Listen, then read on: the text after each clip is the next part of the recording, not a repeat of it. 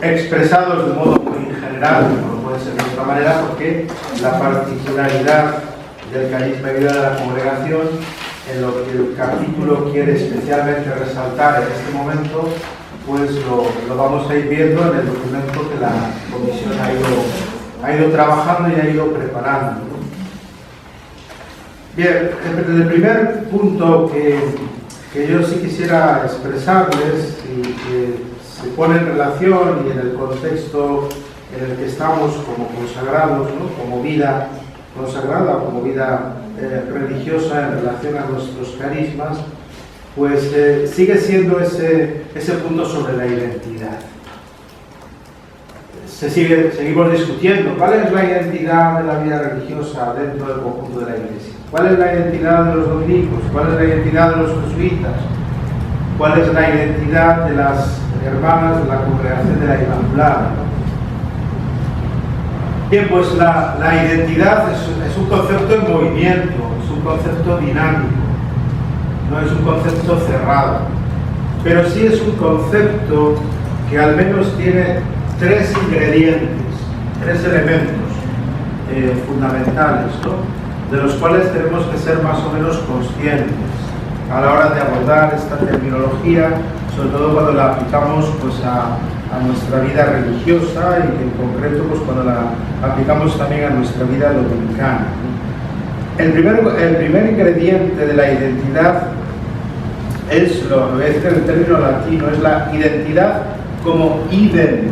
Algo es idéntico a sí mismo, ¿no? Es aquello que siempre permanece, es decir, aquello que es sustancial en la vida de la congregación o en la vida de una orden religiosa o en la vida de una persona, ¿no? La identidad de una persona es aquello como idem, como lo que le hace idéntico a sí misma, es aquello que adquiere en el momento de nacer y que le acompaña hasta su muerte. Es aquello que siempre permanece. Por lo tanto, es el elemento básico, imprescindible, necesario para que la persona sea lo que es o para que una congregación sea lo que tiene que ser.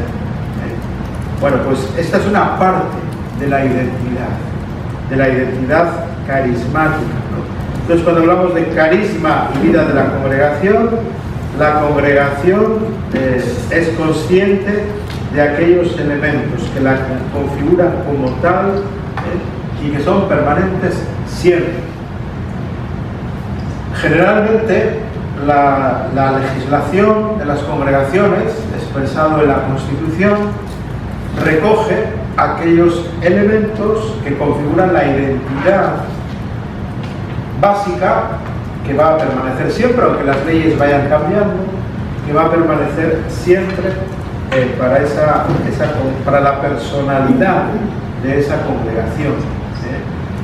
Los dominicos tenemos la regla de San Agustín, porque bueno, pues en aquel momento Santo Domingo, cuando quiso fundar la orden, se le dijo: no invente usted una regla nueva, retome de las que ya existen. Bueno, se le eligió la regla de San Agustín. Ahí hay una sustancia básica, innegociable, un capítulo general.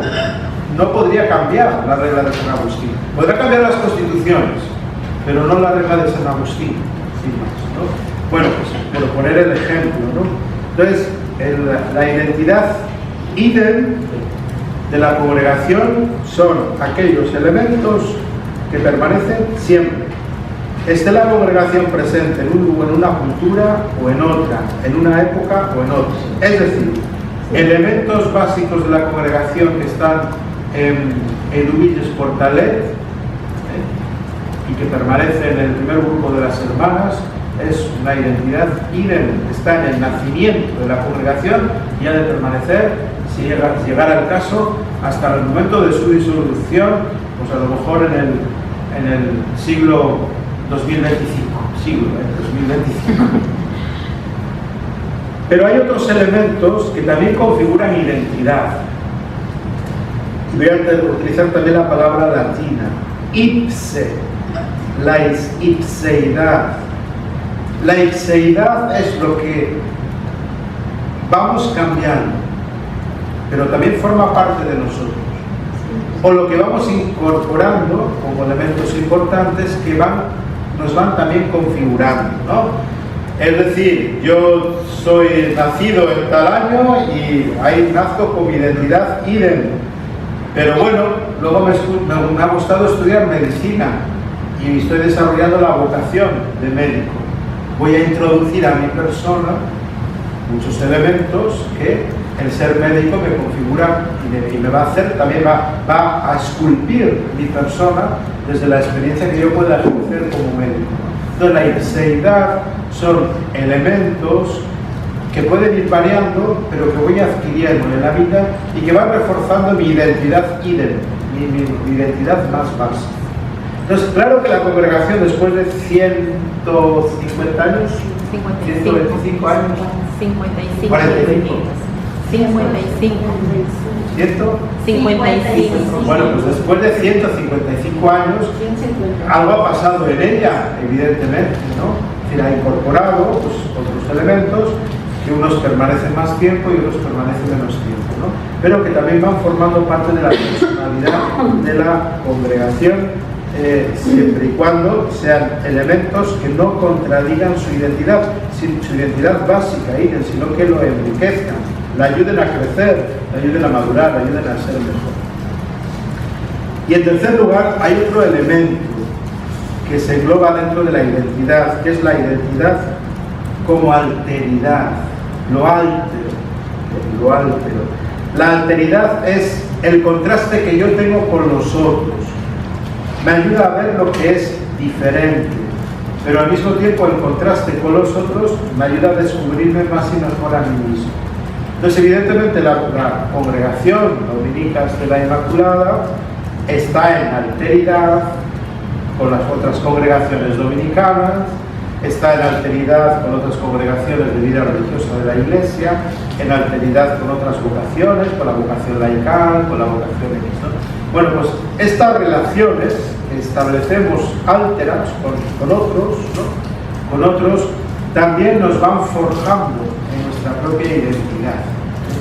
Y por eso es importante ser conscientes también de eso. Por lo tanto, si la congregación da pasos importantes a la hora de establecer la misión compartida, por ejemplo, con los laicos, que es otra vocación con la que establecemos una alteridad, una relación mutua, esa relación va también a subrayar, a forjar elementos de nuestra propia identidad, de su propia identidad como religiosos, ¿no? En el modo de trabajar con ellos, en el modo de saber recibir de ellos o de ellas, de laicos o de laicas, pues también su experiencia de fe. A la hora de, por ejemplo, en la vida religiosa estamos experimentando lo que aprendemos de los profesionales. Hasta ahora éramos autosuficientes. En la vida religiosa los dominicos se bastaban a sí mismos, ni siquiera necesitaban a los jesuitas, ¿no? Se bastaban a sí mismos, ¿no? Bueno, pero ahora nos damos cuenta que no, que los dominicos, si queremos ser muy buenos educadores, tenemos que escuchar la voz de los profesionales en la educación, por ejemplo. O si quiero ser un buen predicador en mi actividad homilética, tendré que escuchar a los especialistas del lenguaje o de la expresión. O si quiero predicar en las redes sociales, tendré que escuchar a los especialistas en los medios de comunicación. Es decir, y eso me va a ayudar a reforzar mi identidad. Me da elementos, y a veces elementos novedosos, ¿no? Porque pueden entender que cuando surge un carisma, el carisma dominicano surge en el siglo XIII, han transcurrido 8 siglos, y en 8 siglos algo ha pasado en el mundo, y algo ha pasado en las cosas. No hay que pedirle a Santo Domingo todo, por muy santo que haya sido, ¿no? Bueno, pues por eso necesitamos forjar nuestra identidad en relación con otros. Esto es muy importante para la congregación, saber cómo interactúa con otros, sean personas o instituciones más próximas, porque son instituciones de iglesia, o sean instituciones más alejadas. Pero claro, ustedes tienen que interactuar, si están en el mundo de la educación, tienen que interactuar con la sociedad. Y la sociedad a veces está representada pues por parte del Estado, que les va a decir esta ley ustedes no la cumplen, o la asociación de padres les va a decir es que ustedes no sé qué, o la asociación de alumnos o de antiguos alumnos, o el vecindario donde ustedes están, que les dicen es que los niños dan demasiado ruido en el patio, me molestan. Es decir, no debemos olvidar que nuestra vocación es una vocación pública, que tiene una responsabilidad social pública, pública. Yo recuerdo que el día que me ordené sacerdote, un hermano, después de la ordenación, me dijo: a partir de hoy Jesús eres un hombre público. Lo que digas, hagas, dejes de decir o no dejes de decir puede tener una repercusión pública, para bien o para mal. Para bien o para mal. Luego, la congregación tiene una responsabilidad social pública. No solo hay una responsabilidad hacia adentro de la congregación, hay una responsabilidad hacia afuera. Y no solo hacia la Iglesia, al ser una institución de la Iglesia, sino también hacia la sociedad, ¿no?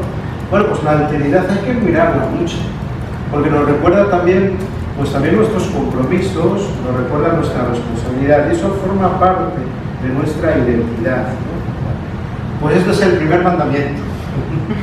Estos tres aspectos o dimensiones de la identidad carismática. El segundo, ustedes han puesto el título, y a mí me gusta, está muy bien acuñado, título de la comisión. No sé si finalmente será el título del documento, pero en cualquier caso a la comisión le ha servido para centrarse en lo que tiene que hacer, que es carisma y vida de la congregación.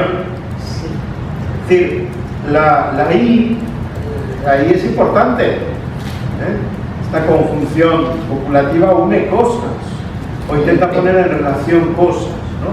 Intenta poner en relación cosas. ¿Cómo poner relación, cómo relacionar adecuadamente carisma y la vida de las hermanas? La vida diaria de las hermanas, que es la vida de la congregación, en sus estructuras, en sus personas, en su misión, en fin, en los diversos elementos que ahí pues entren en juego, ¿no? Quiero con esto decir que las hermanas, en su modo de actuar, en su modo de vivir, en su modo de organizarse, o las comunidades o las provincias, expresan el carisma. Han de expresar el carisma. Y no vale decir, bueno, pues expreso el carisma solo cuando estoy en el aula. No.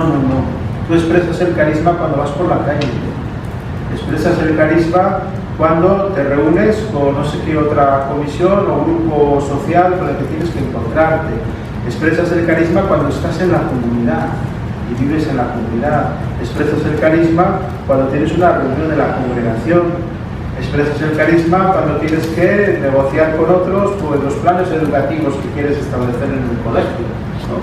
Es el carisma y vida consagrada, ¿no? Entonces, esto hace que el carisma no sea una expresión teórica. El carisma atraviesa sus personas, ¿no? Y por eso, como el carisma no se detiene, sino que es transversal en la vida de las personas, sí es importante, luego lo veremos en el documento, cuando ustedes propongan una investigación histórica, ¿no?, sobre los orígenes de la congregación, sí es importante que hagan especial esfuerzo en lo siguiente. Normalmente las dinámicas carismáticas, según las estudiamos, podemos observar que siempre tienen esta pauta de funcionamiento, ¿no? Es decir, que en primer lugar es el fundador o la fundadora, la que, bueno, tiene una experiencia de Dios ante una realidad humana, prueba si el fundador o la fundadora logran transmitir eso que ellos ven, que sienten, que perciben, pues a otras personas que les rodean y las hacen partícipes con su aportación de esta fuerza carismática, ¿no? Bueno, pues el grupo inicial con la fundadora, con la colaboración, en este caso del padre Cormier, pues va generando pues la fuerza de un carisma que va adquiriendo pues dimensión institucional. Pero bueno, ustedes tienen ahí un punto importante.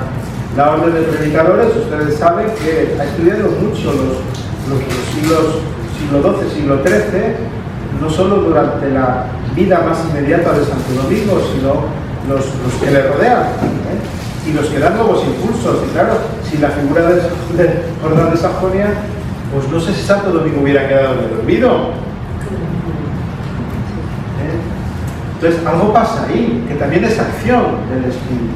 Es lo que quiero decir, es acción del Espíritu.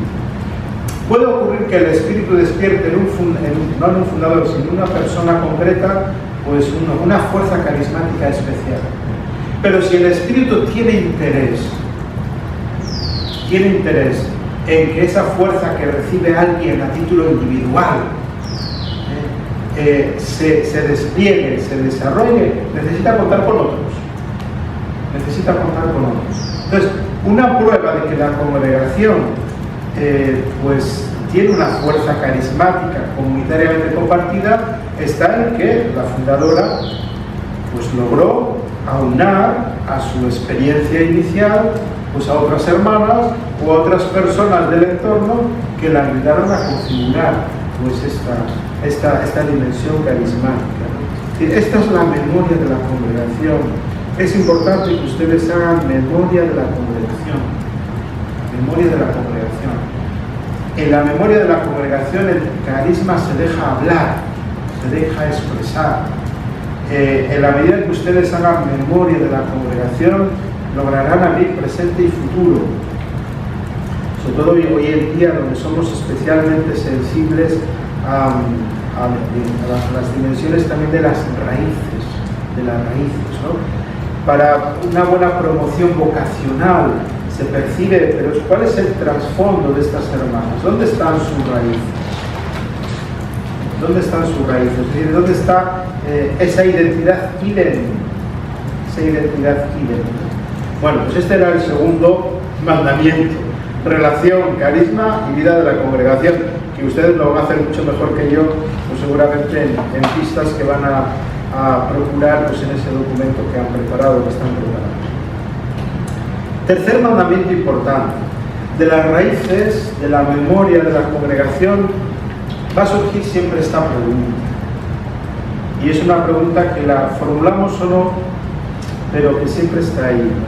¿Es actual y necesario el carisma de la congregación? Es actual, es necesario. Puede ocurrir que podemos pensar que ustedes lo han ido enfocando hacia el ámbito de la educación, pero puede ocurrir, como les está ocurriendo mucho a las congregaciones del siglo XIX, muy volcadas sobre la educación en general, que les digan, bueno, pues es que ya en este país ustedes no son necesarias porque la misión que ustedes iban a desarrollar pues ya está cubierta, la cubre el Estado, porque ya puede hacerlo, la cubre la Iglesia desde otras instancias, otras congregaciones que a lo mejor son más fuertes, pues lo pueden cubrir, etcétera, ¿no? Entonces, esta es una pregunta que fomenta creatividad.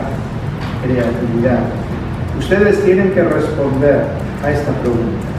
¿Es actual y necesario su carisma? Imagínense que ustedes salen a la calle y viene un periodista y dice, hermana, ¿puede usted responderme a esta pregunta? ¿Usted se ve actual y necesaria en lo que quiere hacer? Ustedes se verán empujadas a dar una respuesta, ¿no? Bueno, pues la pregunta es provocativa, es decir, pretende el mantenerlas despiertas, y el mantenerlas despiertas para que, bueno, pues sigan profundizando en su carisma, que les permita, pues a su vez, la actualización, ¿no? El carisma puede ser necesario aunque el Estado me cierre las escuelas, como me diga, mire, ya no la necesito. A lo mejor somos necesarios en otro lugar, o somos necesarios en el ámbito de la educación de otra manera. Hay que idear, hay que ser creativos, ¿no? Esta es una sana tensión que especialmente las congregaciones que surgen en el siglo XIX, que son muchas y que tienen prácticamente todas este perfil, muchas de ellas surgidas en Francia, hay que saber contextualizar qué ocurre en Francia en este momento, qué ocurre, qué idea pues este tipo de iniciativas, ¿no? pues, eclesiales que ha dado lugar pues, a muchas congregaciones, ¿no? Bueno, pues ese es el tercer punto, tercer mandamiento. Tienen ustedes ahí una pregunta que la sociedad se la va a estar de una forma o de otra exigiendo constantemente. ¿Es actual y necesario su carisma? Yo les puedo decir, por ejemplo, que una suerte, entre comillas, que tenemos los dominicos es que nuestro carisma es la predicación del Evangelio. Y me dice, bueno, claro, también de la Iglesia. Es verdad, la Iglesia también está llamada a predicar constantemente el Evangelio. Pero bueno, lo dominicano tiene sus acentos propios a la hora de concebir la predicación, a la hora de elaborarla, a la hora de un estilo en el modo de hacerla, de comunicarla, de expresarla, ¿no? Bueno, pues piensen cómo pueda enriquecer pues, el mundo de la educación, la presencia en el ámbito educativo, cómo ir preparando a hermanas que cada vez se van a encontrar con más dificultades sociales, estatales, para ostentar un colegio, tienen que irlas preparando, para ver cómo pueden ser educadoras, si llega el caso, sin a lo mejor tener ellas su propio centro educativo. Hay que ir viendo, ¿no? Pues estas posibilidades. Bien, en cuarto lugar, otro mandamiento que a mí me parece importante para enriquecer carisma y vida de consagración. Lo importante ahora, lo que voy a decir en este cuarto punto, está en la I. Ahí es donde está ahora lo importante. Es decir, en los nexos. Bueno, a veces cometemos el error, y los dominicos también, de hablar de la vida dominicana a los jóvenes, por ejemplo, sin subrayar que la vida dominicana tiene dos patas fundamentales en las que se apoya. La vida dominicana, la vida carismática de cualquier congregación, la congregación de ustedes también, ¿no?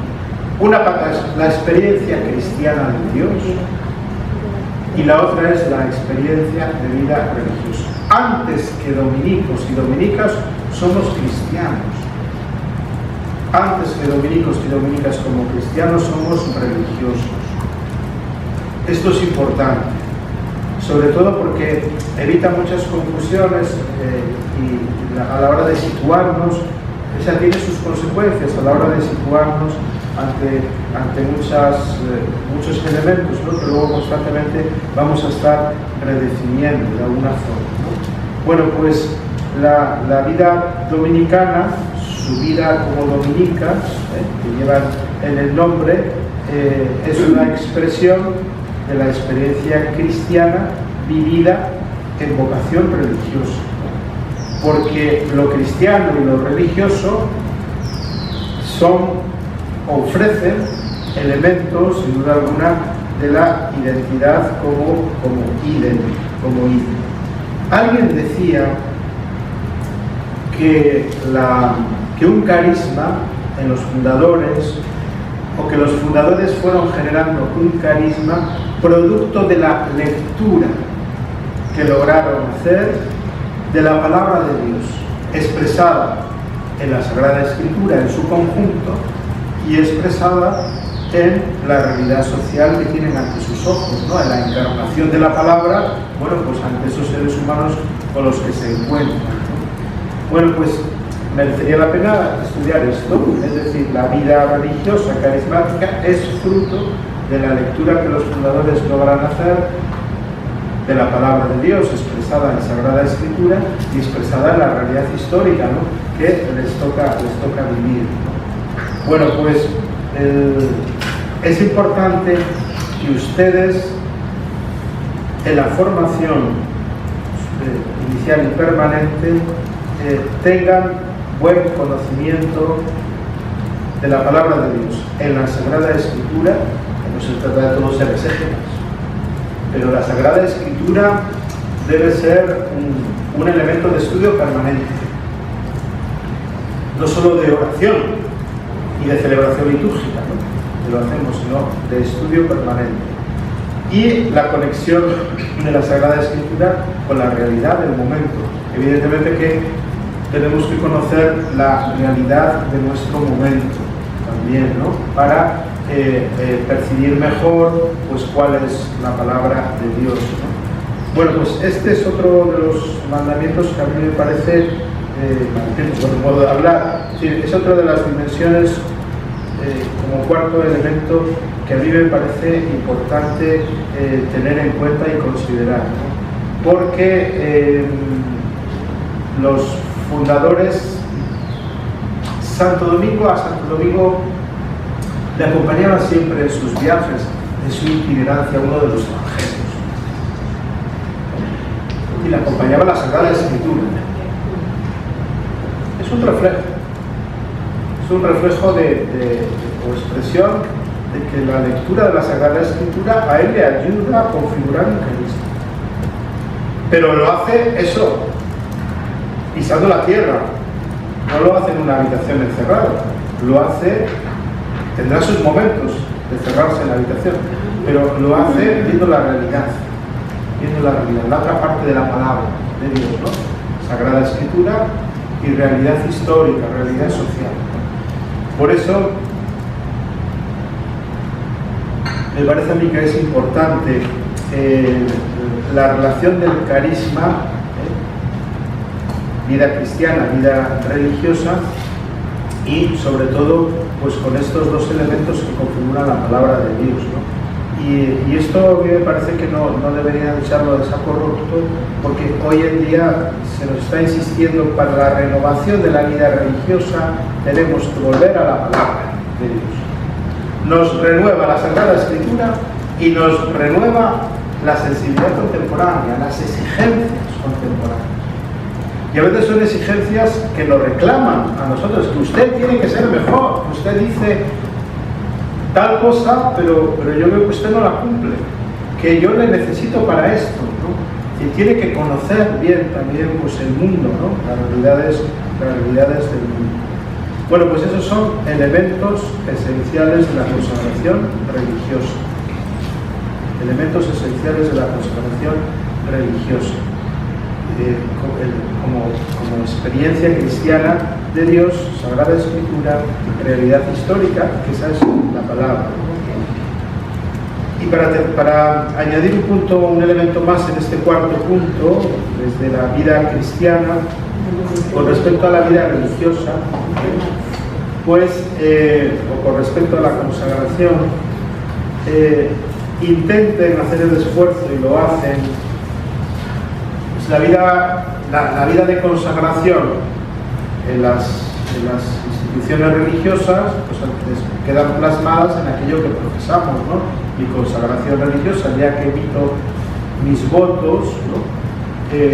Lo hago pues ante o poniendo mis manos, bueno, no sé por qué gesto lo hacen ustedes, pero poniendo nuestras manos el libro de las Constituciones, ¿no? Como expresión de nuestra consagración. Bueno, pero las constituciones hay que darles vida, si no es ley muerta, que no nos ocurra lo que le ocurre en el Evangelio cuando Jesús lucha contra los fariseos que hicieron ley muerta, incluso de la vida que encierra su propia ley. No logramos dar valor teologal a nuestras constituciones, es decir, a los textos que reflejan, expresan objetivamente nuestra consagración. Y por eso la orden los frailes se han atrevido a hablar de la espiritualidad del gobierno. Y la espiritualidad del gobierno no solo del gobierno general, o gobierno provincial, o gobierno comunitario, del gobierno en aquello que la congregación me responsabiliza, que puede ser la economía, que puede ser la dirección de un colegio, que puede ser dar una catequesis a unos niños, que puede ser acompañar a unos padres. Y todos tenemos nuestros niveles de gobierno, de responsabilidad. El gobierno siempre y cuando hay una responsabilidad con respecto a otros, ¿no? A otras personas, ¿no? Bueno, para mí hay un punto, ahí van muchos, pero hay un punto que es una vara de medir si la espiritualidad del gobierno funciona, ¿no? Si uno ha asumido una tarea, un cargo, y al final de la misma ese cargo, esa tarea que ha asumido, no le ha ayudado a crecer y a ser más persona, algo no ha ido bien. En él, en uno, que es responsable, pero también en los demás, que no me han ayudado suficientemente a ello, ¿no? Es decir, si a mí una comunidad me elige superior, o superior, prior, y en el desarrollo de esa tarea yo quedo malherido en el camino de la vida, y esto pasa, y mucho, la comunidad no ha funcionado. Quizás la persona tampoco, cada uno tendrá su parte de responsabilidad. Para mí esta es una vara de medir si realmente la espiritualidad del gobierno funciona, si hay corresponsabilidad, si hay cuidado mutuo. Te hemos encomendado esta tarea y ahora ahí te dejamos a tu suerte, ¿no? Te dejamos a tu suerte. Bueno, pues quiere decir que hay algo que no ha funcionado bien, ¿no? Y no nos lo podemos permitir, ¿no? Porque entonces nuestra consagración religiosa queda también malherida, ¿no? En la conferencia en España estamos observando y estamos pensando ese acompañamiento. Fíjate a dónde llegamos, ¿eh? Estamos pensando ese acompañamiento porque vemos que es necesario, sobre todo en el ámbito femenino. ¿Cuántas hermanas y hermanos, después de haber ostentado un cargo en la congregación, importante, en la congregación, con mucha responsabilidad, quedan malheridas en su vocación? En su vocación y en su persona. Yo lo respeto desde la conferencia, desde el centro psicológico, médico-psicológico que tiene la conferencia, tiene que procurar pues ayudar a personas cuando han finalizado su tarea, como responsables provinciales, generales, consejeras, superioras, formadoras, también formadores, esto también pasa, formadores, etc. Bueno, pues quiere decir que la espiritualidad del gobierno no ha funcionado. La dimensión teologal del gobierno no ha funcionado. Y lo hemos circunscrito, pues a lo mejor a la funcionalidad de las cosas, ¿no? Aquí sí que somos empresa. Es decir, nos hemos desentendido y te pediremos cuentas. Y tú tendrás que darnos cuentas. No, es que la comunidad tiene que dar cuentas también de cómo ha acompañado a ese formador o a esa formadora, cómo ha acompañado a quien le ha encomendado algo, ¿no? Claro, esto ocurre en el mundo de las empresas, ¿no? Te nombramos director, técnico de esta empresa. Si lo haces mal, allá tú, pero tú vas a pagar. No obliga al resto. Confío en tu profesionalidad y lo harás bien. Y si lo haces mal, pues darás cuenta, ¿no? Nosotros no funcionamos así. Es decir, hay una corresponsabilidad. Por eso la base de vida religiosa, teologal, pues es también sumamente importante a la hora de establecer, pues, o de relacionar el carisma dominicano, en este caso, pues con la consagración religiosa a través de nuestras constituciones, pero dándoles ese valor teologal. ¿Bien? Y para terminar este cuarto punto, no estoy en el cuarto todavía, vida cristiana, vida religiosa, dentro de la base de la vida dominicana, ¿no? Siempre es bueno que tengan palabras clave. Palabras clave quiere decir, la clave, ¿qué es la clave? Lo que te abre un libro, te abre digamos así, una caja fuerte, te abre una puerta, te abre una puerta a un discurso, a una vida, a una tradición. La vida dominicana tiene palabras clave, contemplación, no sé, las que sean, vida regular. Bueno, pues ¿cuáles son las palabras clave de una congregación? Palabras clave. La luz, bueno, eso no, es verdad, por aquello del inicio, ¿no? Bueno, pues puede ser una palabra clave si a ustedes les ayuda y las configura grupalmente, ¿no? O bajo las cuales ustedes se identifican corporativamente. Esto también es importante, es decir, ¿cuáles son las palabras claves que nos refuerzan nuestra corporatividad, nuestro cuerpo, ¿no? Que unen nuestro cuerpo, ¿no? Palabras claves. Bien, ahora sí, ahora voy a la quinta. El carisma, por tanto, ya que la comisión ha trabajado estos aspectos, ¿no? carisma y vida de la congregación, como les decía, es dinámico. Hoy en día, vuelvo a la palabra liderazgo, el liderazgo se recupera, se introduce en la vida religiosa para reflejar un dinamismo de la sociedad institución, me refiero ahora, ¿no? Un dinamismo de la empresa, un dinamismo, en este caso, de la congregación, de la orden religiosa, etc., ¿no? El liderazgo, el líder, tal como se expresa ahora aplicado a la vida religiosa, es aquel que logra, que es líder hacia adentro del grupo, lidera, por tanto, el grupo, va en el vagón de cabeza y marca la velocidad del vagón, del tren, marca la velocidad, ¿no? Y hacia afuera. Entonces, el dinamismo carismático, quien tiene que ser líder es la congregación en su conjunto, y de ahí dinamizar la congregación. Bueno, pues el capítulo general, los capítulos generales tienen especialmente esta función de dinamizar el carisma. Dinamizar el carisma conforme al nuevo tiempo en el que se encuentra la congregación. Hoy podemos decir que antes los ciclos eran más largos. Antes podíamos proyectar a 10 años vista. Pero ahora la realidad es tan dinámica, va tan rápido y cambia tan rápidamente que se han acortado. Ahora hablar de 10 años es hablar de un siglo. Y empezamos ya a hablar más de 5, de 3, de 5, de 5. Bueno, pues el capítulo, pues por tanto, pretende 5 o 6 años, ¿no? Pretende de alguna forma dinamizar el carisma, pues para ese nuevo tiempo, ¿no? De ese nuevo tiempo. Y como les decía antes, para dinamizar el carisma, tengan en cuenta siempre la palabra de Dios en su vertiente de Sagrada Escritura, en su conjunto. Es importante este matiz que hacen los exégetas cuando intentan ver cómo los fundadores generan carisma conforme a la lectura que hacen de la palabra de Dios y de la Sagrada Escritura en su conjunto y de la novedad de nuestro tiempo. Bien, ya por último, pues los documentos que ustedes van preparando van a reforzar su identidad carismática, la identidad carismática de la congregación. Y seguramente tienen pues esta perspectiva, y en su literatura, en el buen sentido del término, es decir, en los textos que ustedes han escrito después de haber discutido, dialogado, contrastado mucho, pues va a reforzar la identidad carismática de la congregación.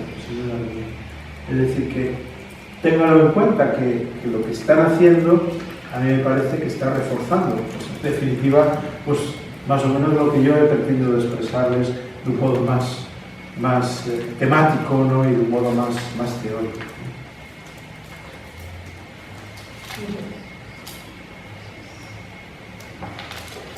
Padre, y en lugar del término liderazgo, ¿usted qué le gusta? ¿Cuál? ¿El término de liderazgo? Sí, en lugar de liderazgo, ¿qué le gusta? Pues no es decir un término alternativo al liderazgo, pues no lo sé, no. Es decir, yo creo que hoy en día se habla mucho de líderes, es que a mí me evoca líder político, entonces me descompone un poco, ¿no?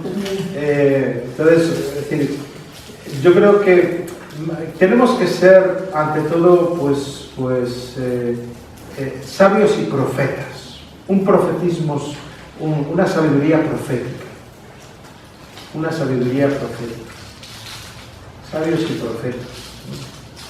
Es decir, nuestras instituciones tienen tal solera, es un vino de solera, con el paso del tiempo da un pose sabio, tiene solera, y al mismo tiempo se adapta a los nuevos tiempos, tiene esa dimensión profética, ¿no? Esa dimensión de avanzadilla, ¿no? En todo caso, si respetamos la palabra de liderazgo, para mí tiene que ser un liderazgo de sabiduría profética. Me parece que es lo más bíblico, lo que se aproxima más a la Sagrada Escritura y por lo tanto a la palabra de Dios que marca la historia, ¿no? Que marca la historia, ¿no? Sabios y profetas, o sabiduría profética. Sin diseccionarlo, es decir, no hay un buen profetismo sin una buena sabiduría y no hay una buena sabiduría sin un buen profetismo, ¿no? Es verdad, yo recuerdo cuando estaba yo en la formación, eran los años 80, venía con fuerza todo lo profético, ¿no? Y venía con fuerza precisamente también de este continente, ¿no? de América Latina, ¿no? Que a España llegaba con mucha fuerza.